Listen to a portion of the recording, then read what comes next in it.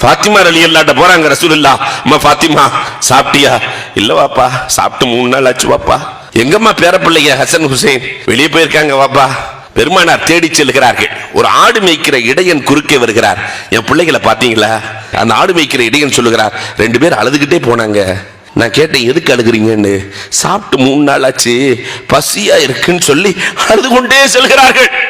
என்னால் தாங்க முடியாமல் நான் வைத்திருக்கிற ஆட்டில் பாலை கறந்து வேகமாக தம்பி ஹுசைன் இடத்திலே கொடுத்தேன். ஹுசைன் அலி எல்லாம் வாங்கி குடிக்கிறதுக்கு வாய் வரை கொண்டு சென்றார்கள். அண்ணன் ஹசன் அலி தடுத்து விட்டார்கள். அந்த ஹசன் அலி என்னை பார்த்து கேட்டார்கள், உன் எஜமான் ஆட்டிலே பால் கறந்து குடிக்க அனுமதி கொடுத்திருக்கிறாரான்னு கேட்டாங்க. நான் இல்லை என்றேன். உனக்கே ஹலால் இல்லை, எங்களுக்கு எப்படி ஹலாலாகும்? வேண்டாம் என்று சென்று விட்டார்கள்.